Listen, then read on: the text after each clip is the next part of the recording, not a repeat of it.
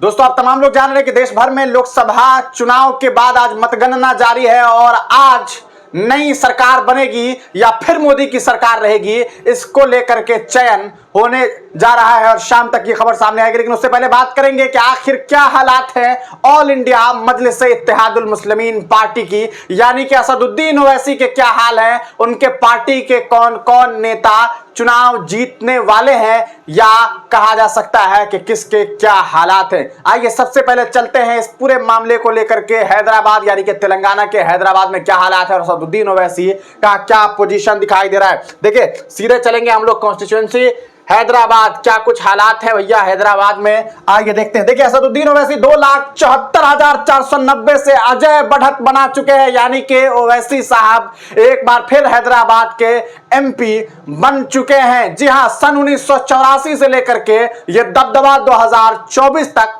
कायम है और एक बार फिर ओवैसी जो है यहां से चुनाव जीत रहे हैं। ट्रेलिंग के बाद की बात की जाए 2,87,000 वोट माधवी लता ने लाया है और ये कहीं ना कहीं माधवी लता के लिए भी बड़ी कामयाबी है कि वो ओवैसी साहब के खिलाफ 2,87,000 वोट गेन कर चुकी है। वहीं पर कांग्रेस के कैंडिडेट मोहम्मद वलीउल्लाह समीर ने 53,000 वोट गेन किया है। तो ये एक बहुत बड़ी खबर हैदराबाद से हम आपको दे रहे हैं। असदुद्दीन ओवैसी चुनाव जीत रहे हैं और अजय बढ़त की तरफ वो पहुंच चुके हैं। यकीनन 2,77,000 का जो कह सकता है कि जो मामला है वो उन्हें चुनाव जिता रहा है। ये इसके अलावा बात करेंगे कि आखिर कहां से असदुद्दीन ओवैसी की पार्टी जो है वो चुनाव लड़ रही है। देखिए, पूरे तेलंगाना की बात करेंगे, हैदराबाद ही वो सीट है जहां से वो चुनाव लड़ रहे थे, उसके अलावा तेलंगाना में उनका कोई कैंडिडेट नहीं था। इसके अलावा अब कौन आपकी नजर में होंगे? इम्तियाज जलील। देखते हैं कि इम्तियाज जलील के क्या हालात है। चलते हैं महाराष्ट्र और महाराष्ट्र से पता करते हैं कि आखिरकार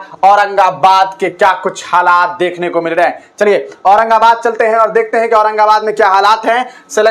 औरंगाबाद से इस बार इम्तियाज जलील फिर से चुनावी मैदान में है और 24,721 वोटों से वो पीछे चल रहे हैं। जी हां, इम्तियाज जलील पीछे चल रहे हैं, यानी कि वो दूसरे नंबर पर कायम है लगभग 24,721 वोट से। भूमे रे संदीप अनारव आश्रम करके ये शिवसेना के उम्मीदवार हैं, ये पूरी तरीके से बीएस आसाराम जो हैं वो चुनाव जीतते हुए दिखाई दे रहे हैं। अभी वो आगे चल रहे हैं, देखना ये क्योंकि यहां पर वोट्स अभी बहुत सारे बचे हुए हैं जिसकी गणना बाकी है। चंद्रकांत खेड़ जो है वो 1,38,556 वोट जो है वो गेन कर चुके हैं। तो ये एक बड़ा आंकड़ा है, -24,721 लगभग 24,721 वोट से जो है इम्तियाज जलील साहब जो है वो पीछे चल रहे हैं। यानी कि असदुद्दीन ओवैसी के साथ जो औरंगाबाद के एमपी इम्तियाज जलील उनके साथ में बैठते हैं। अब देखना यह है कि क्या वो 2024 के बाद यानी कि इस चुनाव के बाद अब जो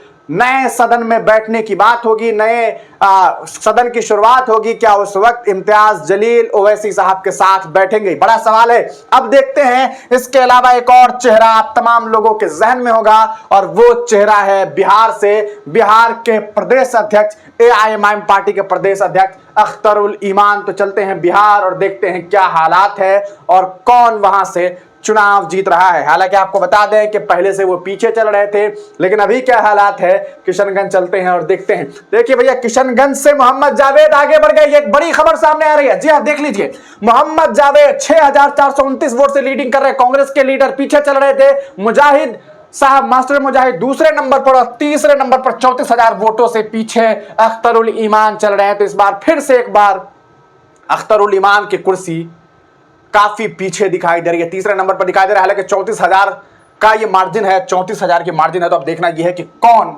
यहां से सीट निकाल पाता है। ये एक बड़ी खबर हम आपको दे रहे हैं। ये तीन वो महत्वपूर्ण सीट है। इसके अलावा एआईएमआईएम पार्टी कहीं से जीत नहीं सकती है, कहीं से भी उनके जीतने की कोई संभावना नहीं है। लेकिन ये तीन सीट जहां पर चर्चाएं थी, एक जगह असदुद्दीन ओवैसी 2 लाख से ज्यादा मतों से, 2.5 लाख से ज्यादा मतों से आगे बढ़ चुके हैं। वहीं उनके दूसरे नेता 24,000 वोट से पीछे चल रहे हैं इम्तियाज जलील। तीसरे नेता उनके अख्तरुल ईमान 32,000 वोट से पीछे चल रहे हैं। अब देखना यह है कि अगले 1 घंटे के बाद क्या कुछ समीकरण सामने आता है, हम आपको फिर अपडेट करेंगे। तब तक के लिए आप दीजिए इजाजत। इस वीडियो को ज्यादा से ज्यादा शेयर कीजिएगा, एआईएमआईएम के तमाम ग्रुप में लोगों के भी साझा कर दीजिए ताकि उन तमाम लोगों को इस बारे में खबर चली जाए कि उनके नेता के क्या हालात हैं।